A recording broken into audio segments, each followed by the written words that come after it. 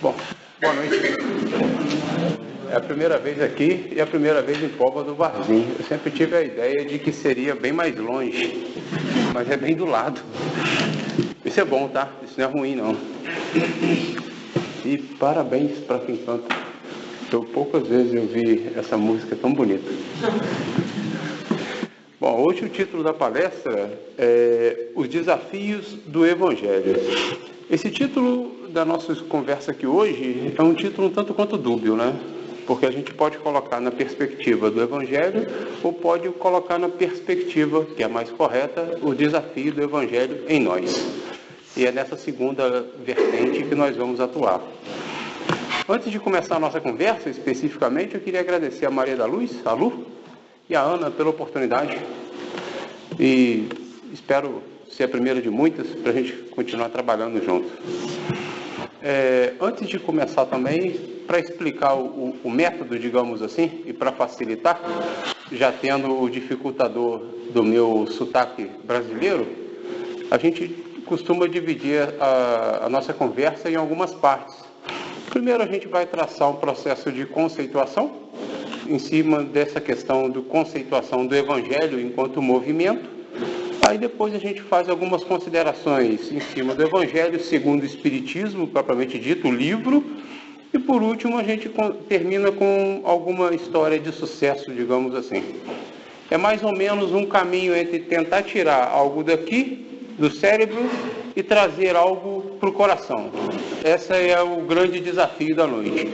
Se a gente conseguir, ao final do processo, no final da noite, ter realizado esse movimento, eu particularmente já vou me sentir grande. Apesar de grande, em alguns momentos eu já me sinto. O plano de voo hoje é um plano de voo um tanto quanto complexo, tem máscara de oxigênio que cai, turbulência, etc. Mas obedece a alguns pilotos que são com muitas horas de voo.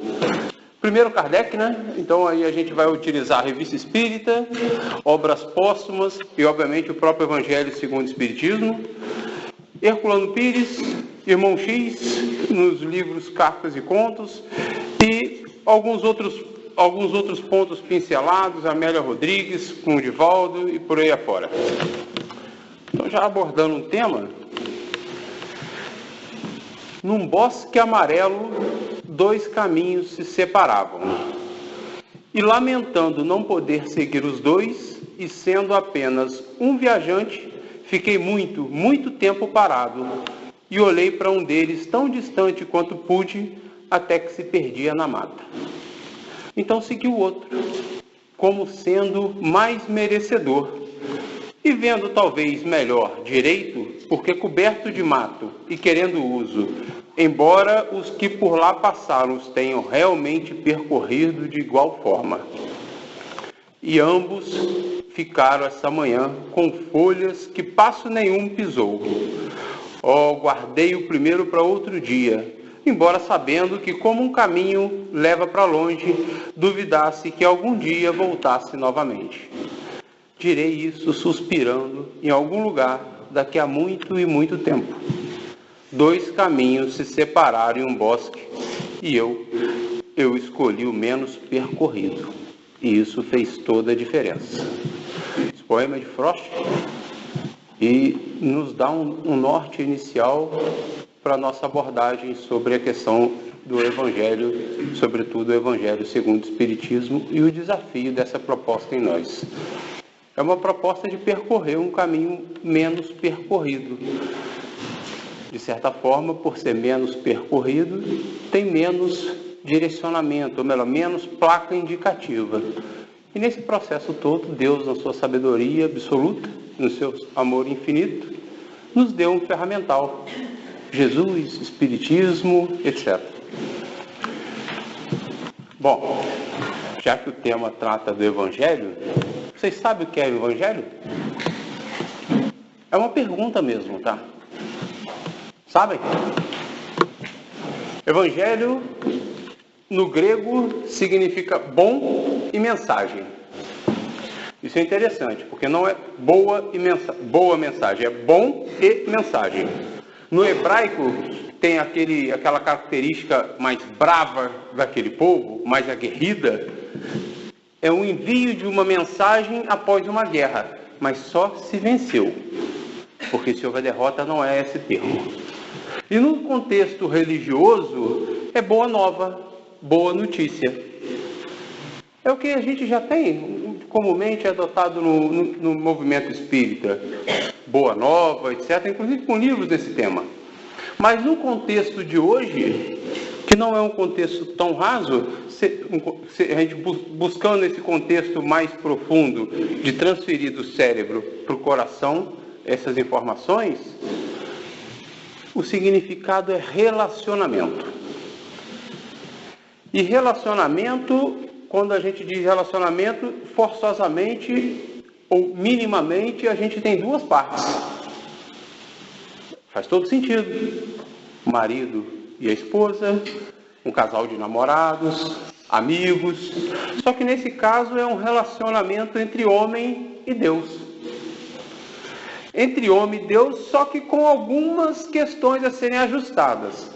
Quando é entre homem e Deus, é preciso entender que Deus é o Criador, nós a criatura.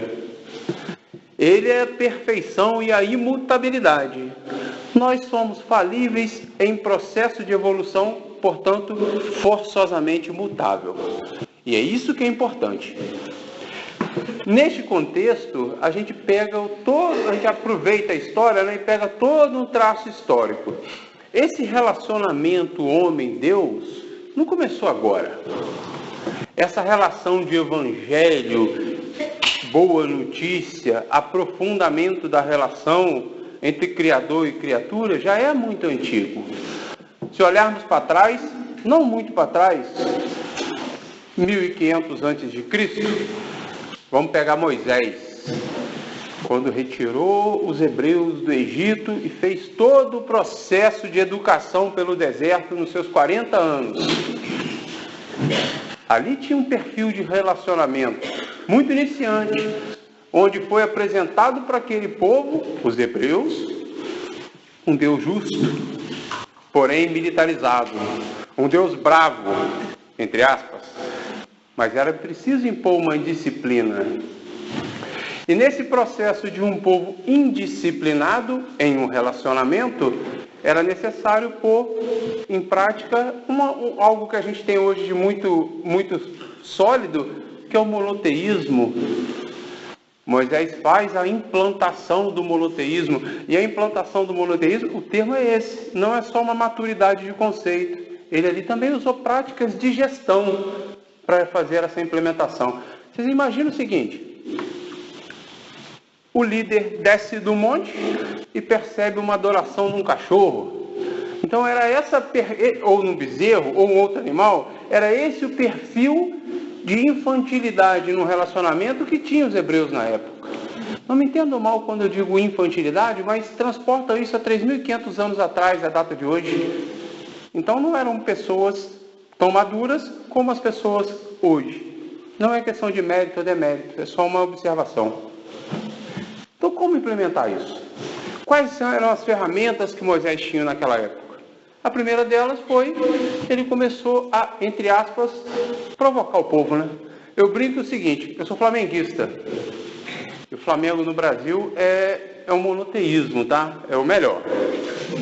É verdade. Tem muito tempo que ele não ganha, mas é verdade. Aí eu chego aqui em Portugal. Tem uma rixa, né? Que é o Porto e Lisboa. Como é que eu vou implementar o Flamengo como o melhor time se eu tenho já uma crença, uma dualidade formada? Esse era o cenário. Como é que faz isso? Eu torço para um time, o Flamengo, que venceu o Porto. Mas o Porto é o melhor porque venceu o Benfica, ou vice-versa.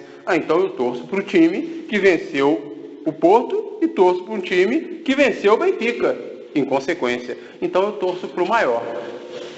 Você vai querer torcer para o menor? Ou seja, se o meu Deus é o Deus que venceu o seu Deus, e que o seu Deus venceu o outro, porventura o meu Deus venceu a todos. Então você vai querer ser ser um seguidor de um Deus menor? Então foi usando técnicas de gestão, técnicas de sócio-realização, que ele conseguiu fazer essa implementação. E porventura trouxe a reboque a evolução moral num contexto de crença em um Deus único. Mas ainda assim muito militarizado, com talião, com a lei de talião. A lei de talião chega a ser tão, nos dias de hoje, tão doída, que se analisarmos, foi uma concessão de Moisés à vingança. E é uma verdade, e foi. Mas olha só que avanço. Antes, você cometia um equívoco e tinha toda a sua família punida por um equívoco que você cometeu. Ah, mas era a sua família toda. Então você roubou uma ovelha e seus filhos morriam. Existia uma desproporcionalidade de penas. Vem a lei de Talião e impõe uma proporcionalidade de penas. Ainda muito cruel, mas era um avanço. 2000 anos depois, vem Jesus. Jesus, enquanto Moisés trouxe um Deus único militarizado, Jesus trouxe o paizinho, trouxe o viés do amor. Jesus, no Monte das Oliveiras, quando disse amor, a terra quase que tomou um passe, tomou um choque anímico. Deve ter tido algum terremoto no interior, que acho que ela deve ter mudado até a rotação, de tão grande que aquilo deve ter sido. Esse foi o crescimento quântico do conceito sobre relacionamento com Deus trazido por Jesus. Passou-se 1850 anos, aproximadamente, veio Kardec. E nessa questão de vir Kardec, tendo como base um Deus anterior, bem anterior com Moisés, justo e militarizado. Um Deus incrementado em uma visão com amor, trazido por Jesus. Perceba que Deus é o mesmo, Ele é imutável. O que mudou nessa relação? Nós fomos capazes de perceber outras características nesse relacionamento. Antes demandávamos uma disciplina, depois demandávamos carinho, um processo amoroso, aconchego.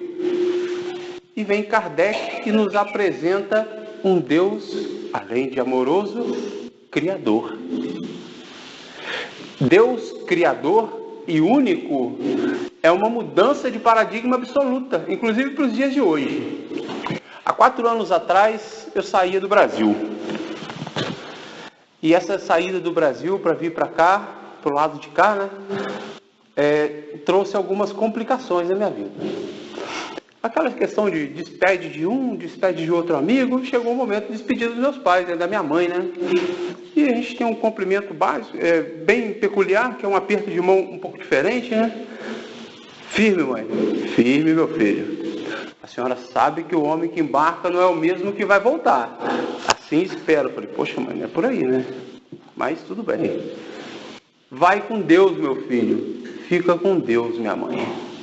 Aí aquilo começou no avião. Falei, se Deus é único, imutável, vai com Deus, meu filho, quem vai ficar com a minha mãe? E aí é o X da questão, é outro ponto, cara, é outro perfil de maturidade que Kardec demanda de todos nós. Ao apresentar o Deus criador e único, a gente tem que entender que é o mesmo Deus para nós, para minha mãe que está lá no Brasil, para todos vocês que vão embora, cada um para sua casa. E se tem pluralidade dos mundos, o mesmo Deus também para o marciano. Já pararam para perceber isso? Então muda um pouco a relação entre Criador e criatura.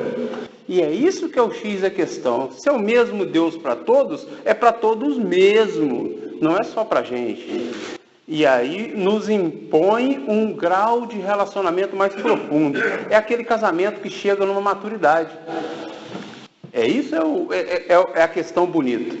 E quando a gente chega nessa maturidade, a gente percebe que a representação de Deus na nossa vida é através das suas leis, num processo de revelação, aí a gente começa a perceber o que é relevante. Um coeficiente de intelecto, um coeficiente moralizador ou de moral? Vocês já perceberam que é mais... Vocês já viram algum sábio entrar no reino dos céus sem ser moralizados? É um tanto quanto complicado, né?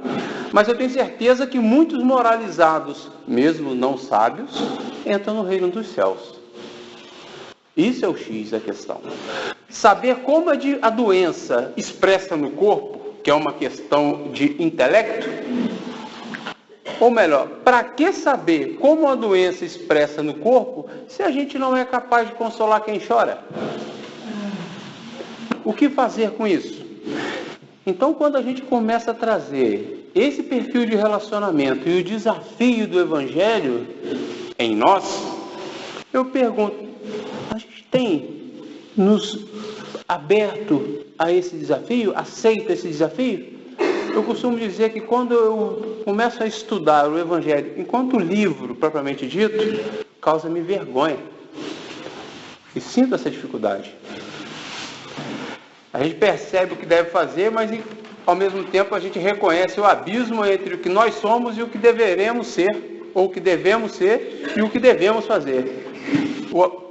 A distância entre o nosso padrão atual e o padrão expectável para manter esse relacionamento num patamar de grandeza e beleza que merece. Certa vez perguntaram para Madre Teresa, na verdade foi um jornalista que fazia anotações para explicar como é que era a oração, como é que era a questão, frases dela relacionadas a Deus. E chegou no momento, Madre, a senhora reza? Rezo, meu filho. Claro que rezo. Além de devota, eu sou uma madre. Então eu rezo com muito afinco. Como é que a senhora reza? Eu rezo para Deus, né? Lógico. Mas como? O que você fala para Deus? Ah, meu filho, eu não falo nada. Eu só escuto. Aí, uai, mãe, se você reza, você não fala nada, você só escuta, o que Deus te fala? Ah, ele também não fala nada, ele só me escuta. E esse é o padrão de relacionamento bacana. Não é o padrão que pede palavras ou não pede palavras, mas é o padrão baseado numa sintonia em Criador e criatura, entre pai e filho, o paizinho que pôs Jesus. Bom, mas tem Kardec, né? E Kardec veio com a grande missão de trazer o Espiritismo e a parte moralizada contida principalmente no Livro dos Espíritos. Já entenderam como é que Kardec, já pararam para imaginar como é que Kardec assumiu essa missão? Eu trabalho numa área que tem um termo gerência de projetos como algo muito normal. Eu trabalho com informática, a grosso modo com informática e gestão para isso. A gente tem uma figura chamada gerente do projeto. Gerente do projeto é mais ou menos assim, se tudo que deu errado, você bota a culpa nele. Esse é o tema. Entendeu a função de Kardec, né? Mas também, se tudo der certo, ele leva um pedacinho da glória. Então você imagina o seguinte, Deus é o dono da empresa. Jesus é o diretor-geral, né? Para fazer um paralelo, e Kardec é o gerente do projeto. Lá no Brasil, a gente iria brincar assim, Kardec seria aí bala de canhão, se desse problema. Esse é o X. Existe dentro desse modelo um momento onde a gente tem que declarar a autoridade de alguém. E esse é um momento muito único no planeta Terra. Esse é o momento que a revelação do Espiritismo foi feita de forma mais incisiva. Era mais ou menos uma reunião depois do 18 Brumário, dias depois de Napoleão ter sido nomeado imperador, ou autoproclamado imperador. A gente pode imaginar um grande auditório lá no plano espiritual, onde a gente podia dividir a classe de espírito em dois, a primeira fileira e a segunda fileira. Naquela primeira fileira, onde ficavam os que tinham maior expressão moral, a gente podia perceber Sócrates, Platão, Santo Agostinho, Fênelon, Vicente de Paulo, Joana d'Arc, muito querida aqui em Portugal por muitos, Galileu, Cristóvão Colombo, etc. E numa outra fileira, com menos brilho, mas ainda assim de brilho muito intenso, os guilhotinados da Revolução Francesa. Robespierre, Luís XVI, Danton, Voltaire, Rousseau, Maria Antonieta. Esse era o público. De repente, vem do planeta Terra, vindo em direção do planeta Terra, uma malta, um time mais cinza, que ainda trazia aquele link pelo espiritual de quem estava encarnado. Estavam dormindo, né? Beethoven, outros músicos, outras expressões do momento, todos chorosos, emocionados, porque sabiam o que estavam fazendo ali. E lá no final, 2 cadeiras, bem postas, bem preparadas. E na frente desse time de peso, um sério, um cético, Napoleão Bonaparte. Ainda trazia sua capa de César, do passado. Agora, um colaborador. A proposta de colaborar com Cristo. E quando chega, não se emocionava, chegava até a causar uma estranheza. De repente, vem do plano espiritual aquela luz, toca a terra, assume uma forma humana. E vem aquela voz: meus filhos, eu vos apresento seu guia. E traça todos os planos. E começa a chamar as atenções de um, de outro. E chega a vez de Napoleão. Napoleão, o seu objetivo é manter a unidade europeia, manter a liberdade de expressão pelo amor, e não pela dor, como foi feito. Eu vos apresento teu gerente de projeto, Allan Kardec. E Allan Kardec abraça aquele indivíduo. E ali continua o processo de confraternização, de respeito, de reafirmação de laços. E ao final desse momento todo, Allan Kardec leva Napoleão e bota ele na cama. Tempos depois, vem Allan Kardec, no seu processo de reencarnação, faz o processo de codificação de espiritismo. Em paralelo a isso, Napoleão aceita o seu exílio porque teve as suas escolhas deturpadas. Essa é a definição no plano espiritual do momento de definição real, assim, mão na massa, prática, do início do processo de codificação espírita. Ou melhor, no início do processo do trabalho para a codificação espírita. Aí vem, né? Kardec com a sua filosofia dentro do Livro dos Espíritos, a ciência nos livros dos médiuns e a parte moralizada dentro do Evangelho segundo o Espiritismo. Para codificar o Evangelho, ele tem todo um processo de respeito, de introspecção, vai para a Normandia, se isola, traz aquele conhecimento mais requintado, bota os cheques de validação. Quando eu digo cheque de validação, é que abre um parênteses. Kardec, quando começa a trabalhar no Evangelho segundo o Espiritismo, não é um livro com um viés mediúnico tão grande quanto os outros. É um livro de observações mediúnicas, ou melhor, observações do próprio Kardec e a mediunidade atuando ali em via intuição. Ele começa a pedir lá na Normandia para receber informação via Paris de dúvidas que só ele tinha para garantir o processo da pureza metodológica. É mais ou menos assim: eu estou aqui em Portugal, faço um pedido em prece, mas eu peço o seguinte: olha só, a resposta tem que vir lá por Paris. Porque aí garantia que ele estava sendo bem acolhido, porque lá a comunicação seria séria, com certeza, e seria o cheque de qualidade dele aqui. Bom, Kardec tem isso tudo no momento de referência à obra e faz a sua processo de seleção de passagens. E essa seleção de passagens aqui já começa a obedecer a um critério um tanto quanto sério, digamos assim. Não que os outros não tenham sido sérios, mas que aqui um grau de maturidade ainda maior.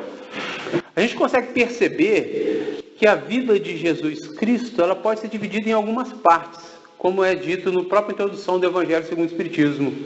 E por que Kardec só selecionou umas e não todas? há de concordar que os 33 anos aproximadamente da vida do mestre é de absoluta relevância, não só os 3 anos de apostolado, mas ainda assim os 3 anos de apostolado é muito mais extenso do que o número de páginas do Evangelho segundo o Espiritismo. Essa é uma pergunta que sempre me afligia.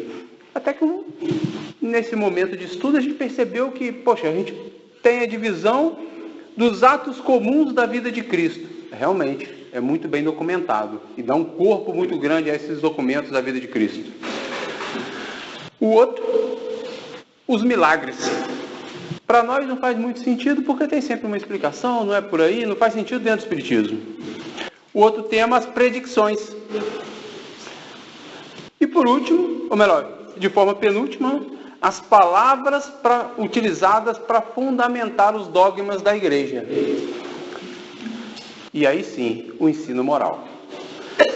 As 4 primeiras têm sido objeto de controvérsias. A última, porém, conservou-se constantemente inatacável. Essa descrição é o que está lá exatamente na introdução do Evangelho segundo o Espiritismo. E é sobre isso que Kardec se debruça para trabalhar. Arrisco dizer, parafraseando Haroldo Dutra, que Kardec, neste período, era a boca de Jesus na Terra. Isso deve dar uma responsabilidade absoluta em cima do indivíduo. Eu teria muito medo. Bom, e aí?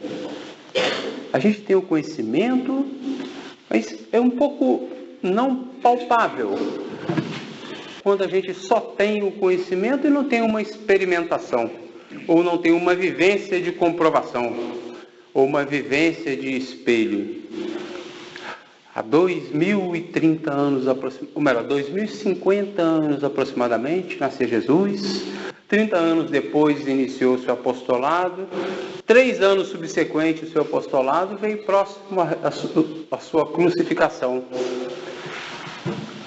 Antes disso, encontrou uma senhora chamada Maria de Magdala.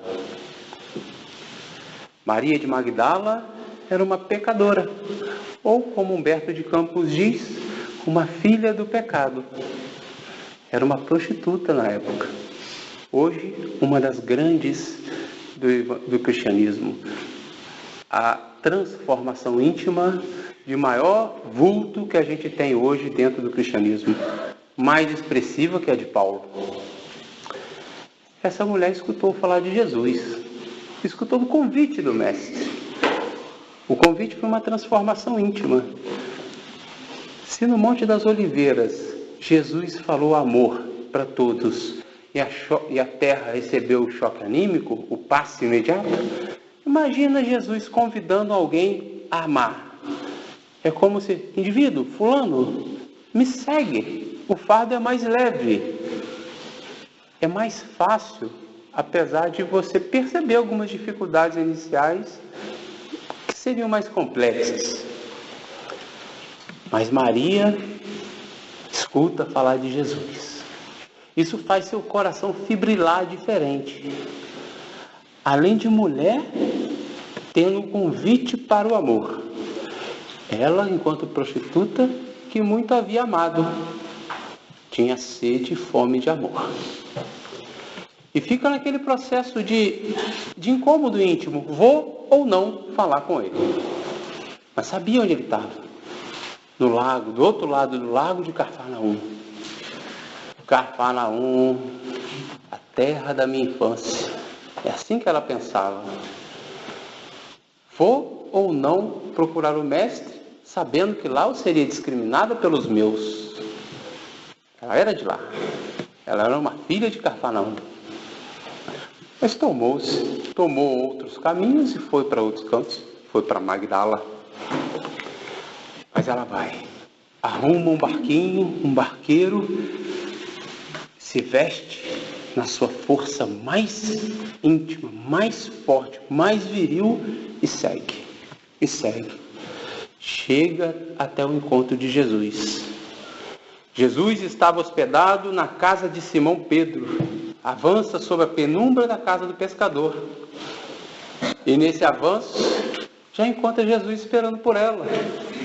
É mais ou menos aquele pai que espera pelo filho retornar.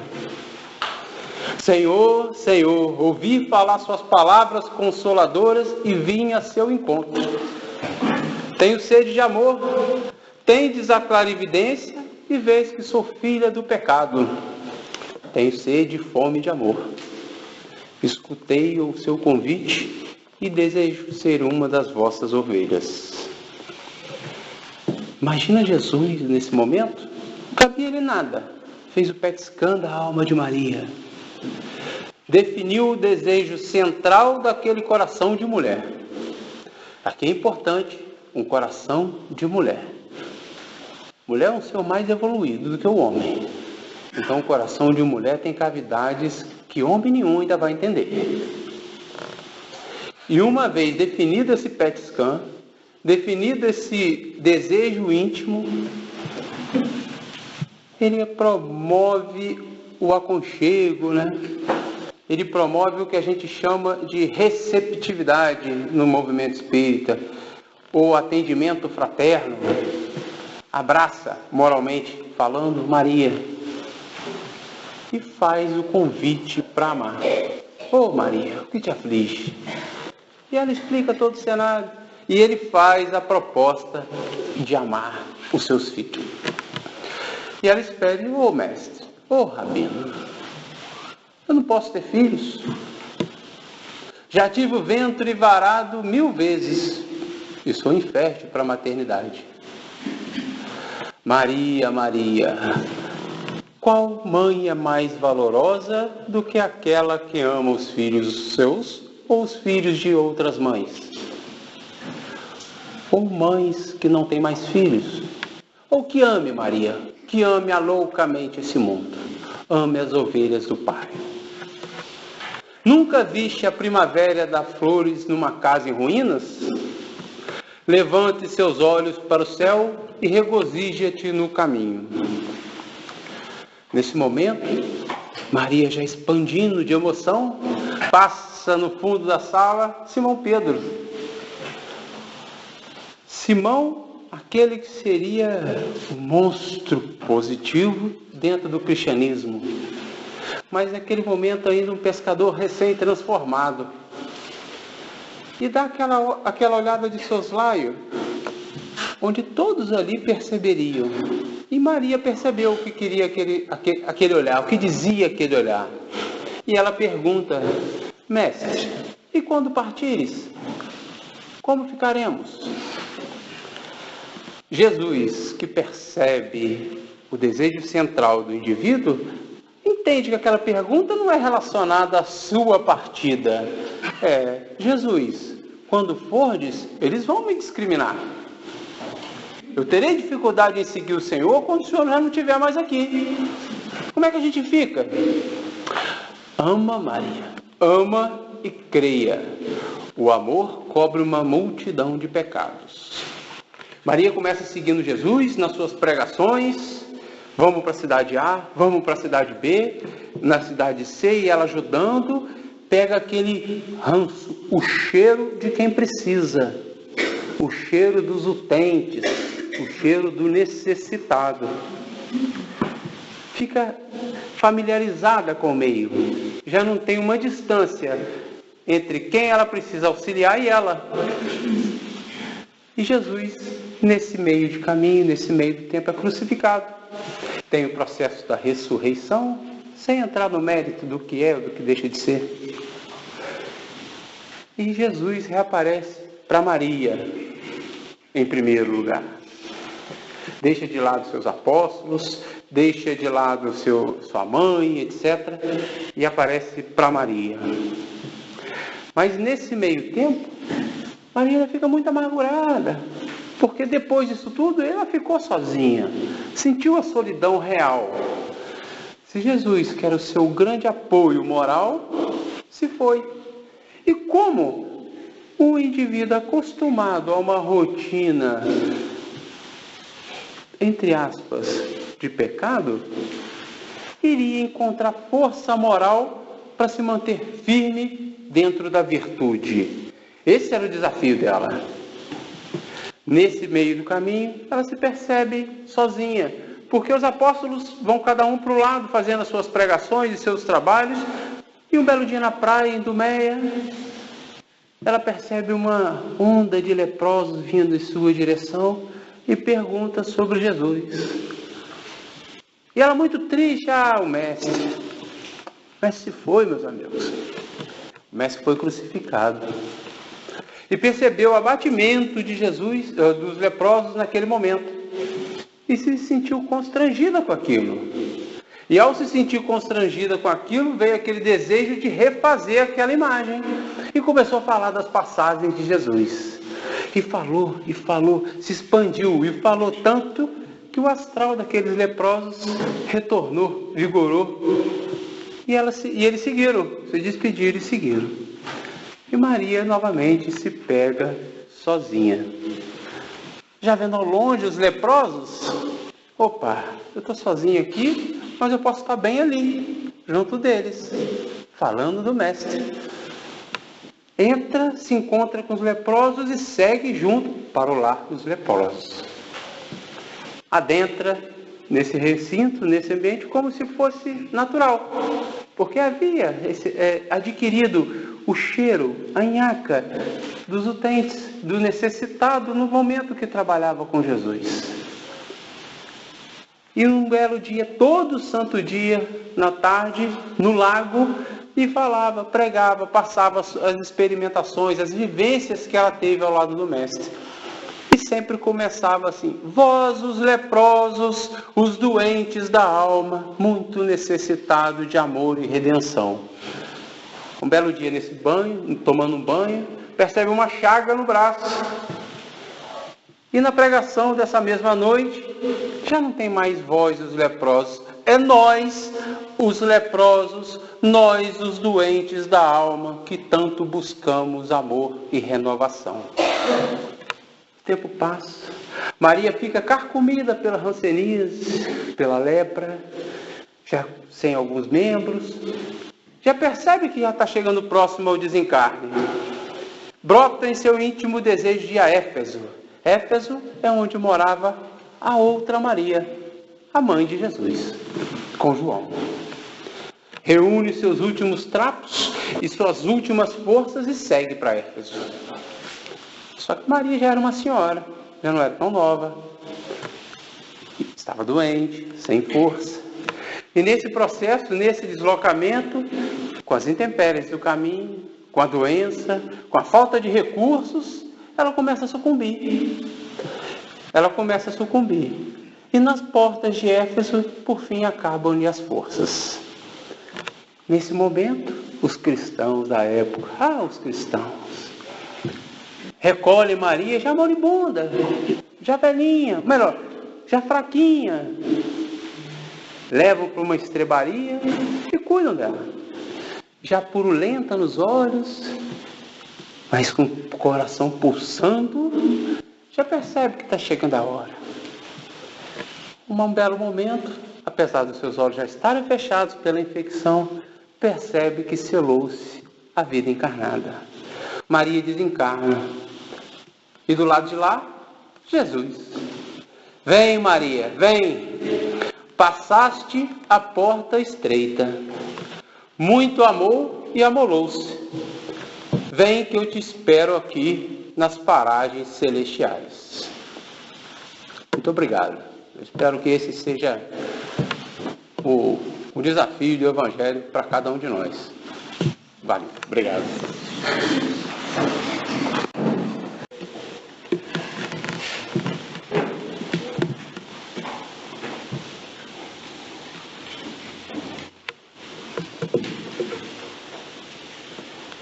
Bom, vocês acharam que acabaram, né? Eu tenho um pouquinho mais da minha voz. Vou fazer o relaxamento para o passe. O relaxamento para o passe, não é isso? Aí depois segue o passe? Eu não sei a ordem. Sim, faz o relaxamento. Já fica o passe como passe. Entendi, o passe coletivo. Perfeito. O modelo que a gente adota é o modelo de indução do pensamento. O termo é esse mesmo. Eu pediria só que seguisse a minha voz. Podem ficar com o olho aberto ou com o olho fechado. Particularmente, eu prefiro o meu olho fechado, porque eu tenho dificuldade de concentrar. Mas fica a critério de vocês. Bom, Deus,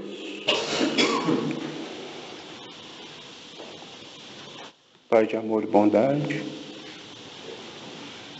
Jesus, irmão mais velho, mestre e guia, nossos anjos da guarda, trabalhadores espirituais dessa casa. Pedimos ajuda para o momento que nos guie nesse processo de relaxamento, nesse processo de encontro com Jesus.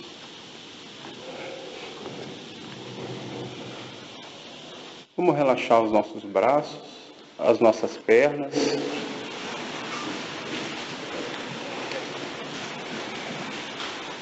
Respirar profundamente e soltar o ar,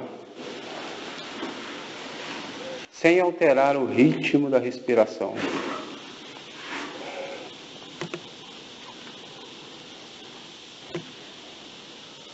Imaginemos que estamos numa praia muito branca, com um mar calmo, como uma lagoa, mas é um mar. Ao final do horizonte, vemos um vulto de 2 pessoas. E por estarmos sozinhos, nos encaminhamos a ela, em direção a ela. À medida que vamos nos aproximando, vamos tendo uma forma mais infantil. Nos imaginando uma criança de 12 anos, com todos os sonhos latentes ainda, pulsando no coração. Ao aproximar, percebemos que é Jesus, e ao lado o nosso anjo da guarda, o nosso avalista perante a Deus da nossa reencarnação. Nos cumprimentamos e somos convidados a sentar. E ao sentarmos, Jesus coloca sua mão em nossa testa. E ao fazer isso, recebemos dos céus um jato de luz, guiadas pela mão de Jesus. Essa luz inunda nossa caixa craniana, inunda toda a nossa cabeça, desfaz modelos mentais equivocados, formas de raciocínio que obedecem uma lógica não cristã, não moralizada. Essa mesma luz transborda em nosso cérebro, desce pelos nossos olhos, nossas narinas, nossa boca e inunda toda a cabeça. Desce ainda mais, obedecendo a nossa ordem via pensamento, guiada pelo nosso pensamento. Desce pela garganta, restabelecendo nosso centro de força, responsável pela comunicação. Continua inundando o nosso corpo até chegar no tórax. No tórax estagna, vai para os braços. nosso ferramental de trabalho,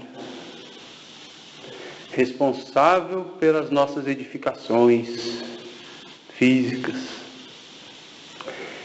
Continua a inundar pulmão direito, pulmão esquerdo, expulsando todos os fluidos deletérios que possam existir nessa região. Inunda nosso coração. Retira células malsãs, substituindo por células sãs. Esvazia nosso centro cardíaco do acúmulo de mágoas. Nos deixa felizes e alegres. Continua obedecendo o nosso pensamento a inundar nossa região do estômago, na região epigástrica, na região central do equilíbrio do nosso corpo. Todos os centros de força responsáveis pela nossa vitalidade, pela nossa força de viver, pelo nosso vigor no dia a dia. Estômago, intestinos, fígado, rins, pâncreas, vesículas, peritônio. Mais abaixo, bexiga, região pélvica, glândulas sexuais, toda essa região inundada dessa energia divina, canalizada inicialmente por Jesus. Essa mesma energia desce pela nossa perna direita até o joelho, nossa perna esquerda. Acumula nos joelhos esse filtro biológico que temos nos nossos gânglios. Desce pela panturrilha até os pés. E formamos uma verdadeira conexão entre o céu e a terra. E se pudéssemos nos visualizar, nos visualizaríamos todo luz, de forma de que cada poro da nossa pele expandisse essa mesma energia canalizada por Jesus na nossa cabeça. Aproveitamos esse momento, somos convidados a voltar a olhar para Jesus, a voltar a olhar para o nosso anjo da guarda, Espírito Guia, nessa mesma praia. Agradecemos ao nosso anjo da guarda, reafirmamos os laços para as lutas do dia a dia, olhamos para Jesus, recebemos o convite magnético ao amor. Amor esse que ainda não temos na sua plenitude, mas que já sabemos o norte, já sabemos o caminho a seguir. Temos a bússola trazida por Kardec. Agradecemos a oportunidade e retornamos pelo caminho que chegamos. À medida que nos afastamos, recuperamos a forma adulta, não mais a de criança de 12 anos, mas guardamos na nossa biologia intracelular, guardamos no nosso coração de criança, guardamos no nosso cérebro, na nossa consciência desperta toda a emoção do momento. E retornamos a essa sala, ao nosso corpo. E começamos a sentir os nossos pés, as nossas mãos, Mexemos o ombro e já tomamos a plenitude da sensação física local. Percebemos o calor, o frio, os sons e trazemos a mente a um estado desperto.